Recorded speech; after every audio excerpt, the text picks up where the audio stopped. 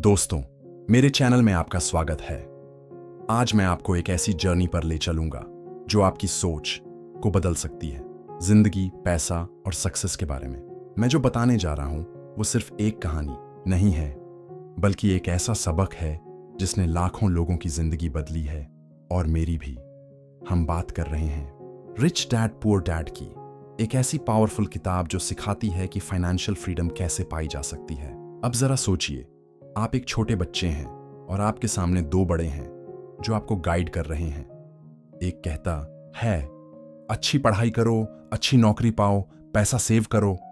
दूसरा कहता है, पैसे को समझो, उसे अपने लिए काम पर लगाओ और वेल्थ बनाओ। दोनों की सोच एकदम अलग। आप किसकी बात मानेंगे? यही कहानी है रॉबर्ट कियोसाकी की, रिच डैड पुअर डैड के लेखक। उनकी जिंदगी में दो फादर फिगर थे।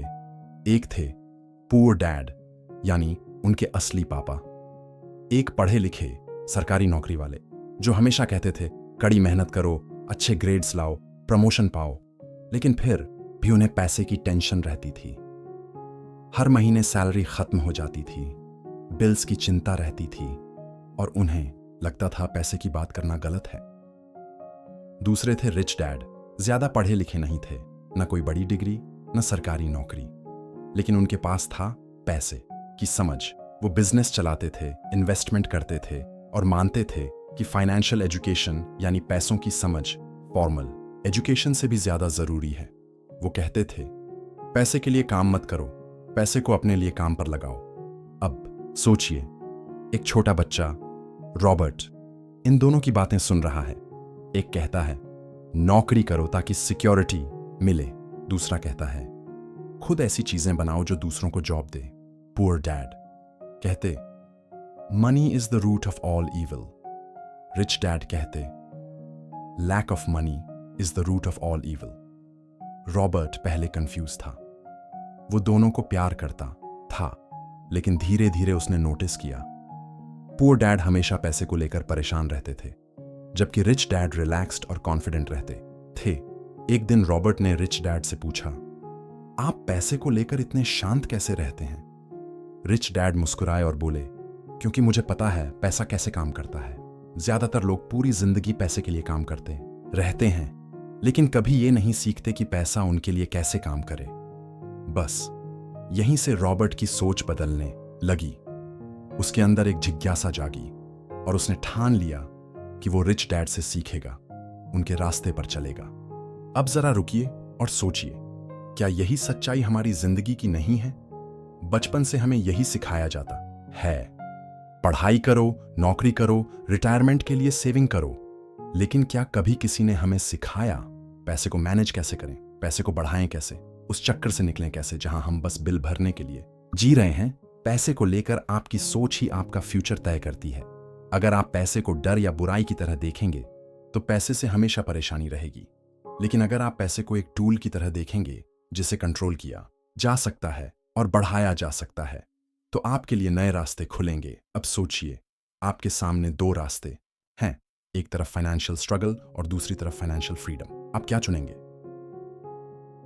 यही तो रिच डैड ने रॉबर्ट को सिखाया और हर बातचीत से रॉबर्ट की आंखें खुलती गईं। एक दिन रिच डैड ने कहा, अमीर लोग पैसे के लिए काम नहीं करते। रॉबर्ट हैरान रह गया, तो लोग काम ही क्यों करते हैं? रिच डैड हंसे और बोले, गरीब और मिडिल क्लास लोग पैसे के लिए काम करते हैं, अमीर लोग पैसे को अपने लिए काम करवाते हैं। उन्होंने बताया कि ज्यादातर लोग एक चक्कर में फंसे रहते हैं जिसे वो कहते थे रैट रेस। बचपन से सिखाया जाता है, पढ़ो, नौकरी पाओ, फिर कमाओ और खर्च करो। फिर लोग घर, गाड़ी, मोबाइल खरीदते हैं, फिर लोन, ईएमआई, टैक्स, बिल्स, और फिर और मेहनत करनी पड़ती है। ये चक्र कभी खत्म नहीं होता।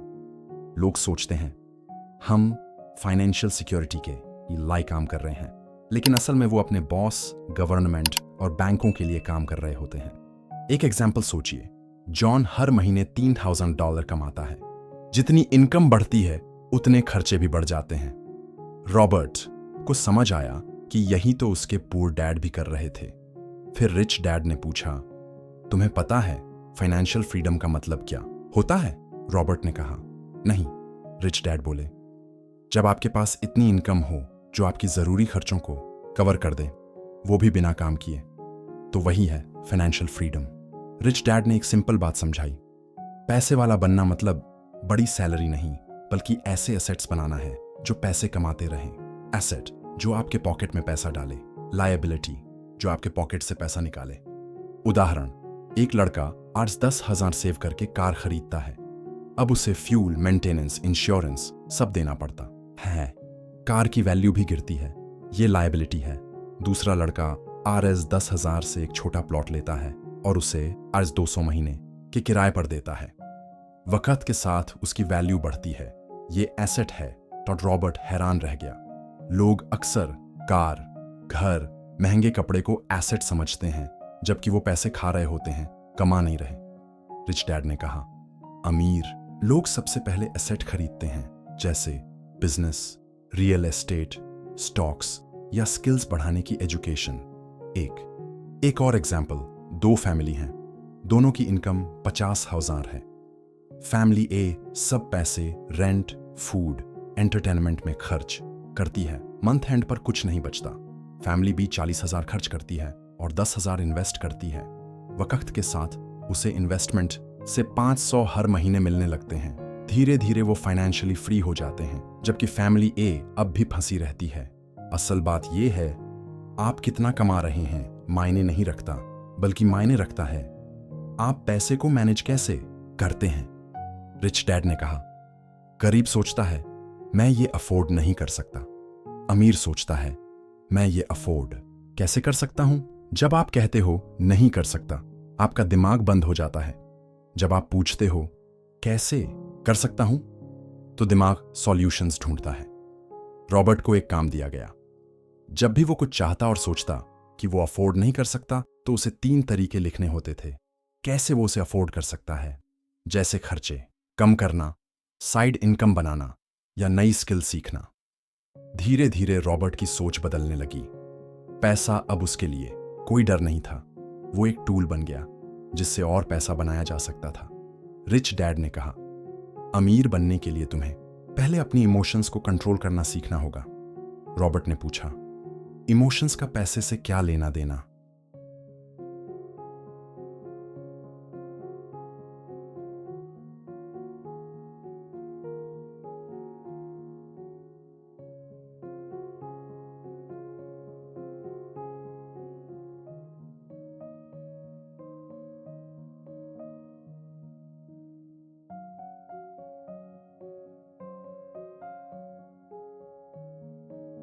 रिच डैड मुस्कुराए और बोले, सब कुछ। ज्यादातर लोग डर और लालच की वजह से गलत फाइनेंशियल डिसीजंस लेते हैं। डर उन्हें जॉब में फंसा देता है क्योंकि उन्हें बिल्स का डर होता है, और लालच उन्हें रिस्की चीजों में इन्वेस्ट करा देती है। लोग असफल होने से डरते हैं, पैसे खोने से डरते हैं या दूसरों के जजमेंट से डरते हैं। इसीलिए कोशिश करने की बजाय वो ऐसी नौकरी में फंसे रहते हैं जो बस जिंदा रहने लायक पैसे देती है, लेकिन कभी भी उन्हें ग्रो करने का मौका नहीं देती। रिच डैड ने कहा कि अमीर लोग भी डरते हैं, लेकिन वो डर को खुद पर हावी नहीं होने देते। वो समझते हैं कि डर नॉर्मल है, लेकिन असली फर्क लाने वाला है एक्शन। अगर आप सफल होना चाहते हो तो डर को फील करो और फिर भी आगे बढ़ो। रिच डैड ने समझाया कि ग्रीड भी एक ऐसी इमोशन है जो लोगों को फंसा कर रखती है। लालच लोगों को ये यकीन दिलाती है कि ज्यादा पैसा उन्हें खुश करेगा। उन्हें लगता है अगर मैं ये कार खरीद लूं तो सक्सेसफुल फील करूंगा, अगर बड़ा हाउस ले लूं तो लोग रिस्पेक्ट देंगे। लेकिन ये चीजें सिर्फ और ज्यादा खर्च और स्ट्रेस लाती हैं। असल खुशी चीजों को ओन करने से नहीं आती, वो आती है फ्रीडम से। वो फ्रीडम जो आपको वो करने देती है जो आप सच में पसंद करते हो, और उन लोगों के साथ वक्त बिताने देती है जिनकी आपको परवाह है। और ये फ्रीडम मिलती है एसेट्स बनाने से, न कि उन चीजों पर पैसा खर्च करने से जिनकी आपको जरूरत भी नहीं है। रिच डैड ने रॉबर्ट से कहा कि अगर तुम अपनी इमोशंस पर कंट्रोल चाहते हो तो तुम्हें नॉलेज की जरूरत है। अधिकतर लोग पैसों से डरते हैं क्योंकि उन्हें इसकी समझ नहीं होती। उन्हें इन्वेस्टिंग नहीं आता तो वो उससे दूर भागते हैं। उन्हें टैक्सेस नहीं समझते तो वो ज्यादा टैक्स भरते हैं। उन्हें वेल्थ कैसे ग्रो करना है नहीं पता तो वो गरीब ही रह जाते हैं। रिच डैड ने इंकरेज किया कि रॉबर्ट इन 3 चीजों को सीखना शुरू करे, इन्वेस्टमेंट्स, स्टॉक्स, रियल एस्टेट और बाकी तरीके जिससे पैसा ग्रो किया जा सकता है। टैक्सेस। अमीर लोग लीगल तरीके से कम टैक्स क्यों भरते हैं, ये समझना। मार्केट, कब खरीदना है, कब बेचना है, ये जानना। रिच डैड ने जोर देकर कहा, जितना ज्यादा तुम जानोगे उतना कम डरोगे। नॉलेज तुम्हें डर पर पावर देती है। रिच डैड की सबसे पावरफुल लर्निंग थी पैसे को देखने का नजरिया बदलना। उन्होंने रॉबर्ट से कहा, कंज्यूमर की तरह मत सोचो, इन्वेस्टर की तरह सोचो। उदाहरण के लिए, अगर तुम्हारे पास $1000 हैं, एक कंज्यूमर इसे कपड़े, गैजेट्स या एंटरटेनमेंट में खर्च कर देगा। एक इन्वेस्टर सोचेगा, मैं इस $1000 से और पैसा कैसे कमा सकता। वो स्टॉक्स खरीदेगा, कोई छोटा बिजनेस शुरू करेगा या कोई नया स्किल सीखने के लिए कोर्स लेगा।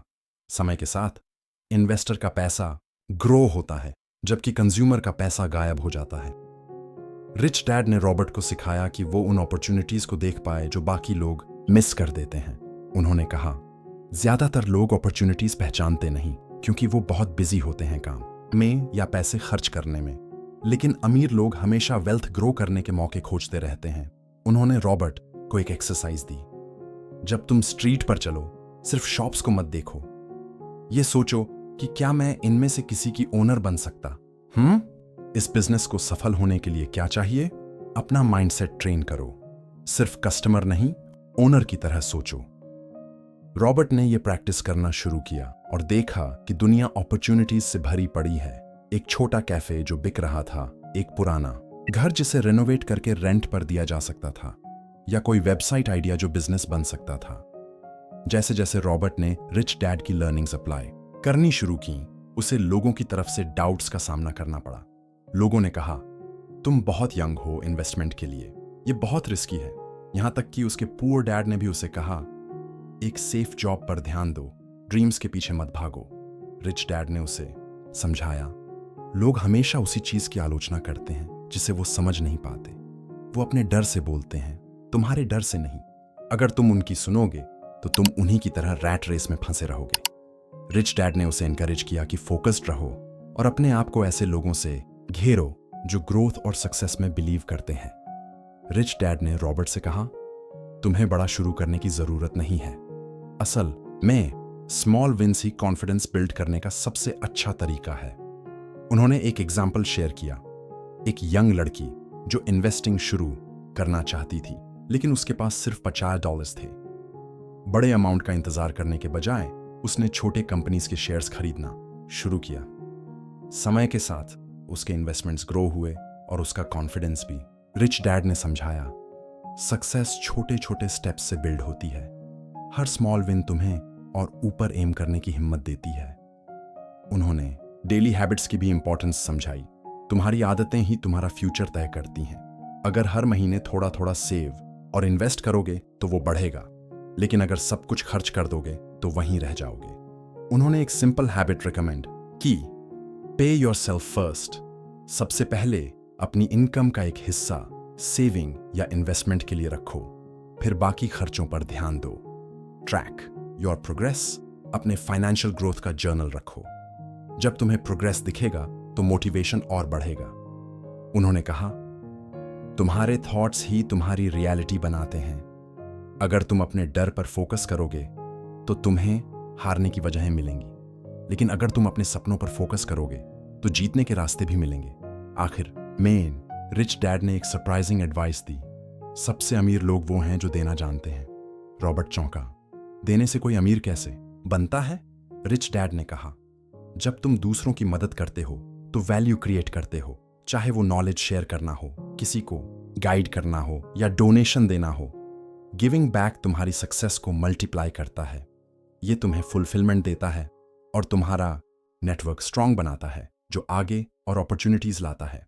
उन्होंने एक अमीर इंसान की कहानी सुनाई जिसने गरीब बच्चों के लिए स्कॉलरशिप फंड शुरू किया। इस जेनरोसिटी ने न सिर्फ सैकड़ों जिंदगियां बदली, बल्कि उस आदमी को इमेंस जॉय और रिकॉग्निशन दिलाया, जिससे नए पार्टनरशिप्स और बिजनेसेस खुले।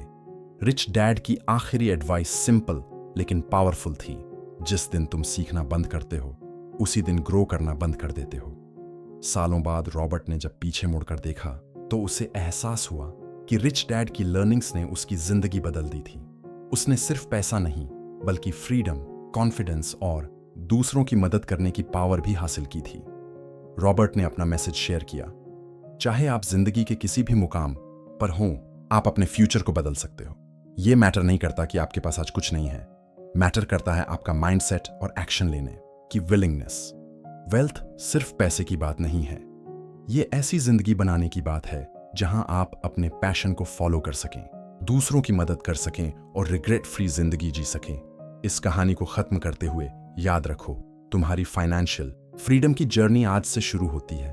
छोटा शुरू करो, कंसिस्टेंट रहो, फेलियर्स से सीखो, बड़ा सोचो और कभी हार मत मानो, क्योंकि तुम्हारी सक्सेस की एकमात्र लिमिट वो है जो तुम खुद अपने ऊपर लगाते हो। दुनिया अपॉर्चुनिटीज से भरी पड़ी है, अब पहला कदम उठाने की बारी तुम्हारी है। Your time is now, make it count. अगर इस वीडियो ने आपकी सोच बदली है तो चैनल को सब्सक्राइब जरूर करें। अगली प्रेरणा आपका इंतजार कर रही है। धन्यवाद।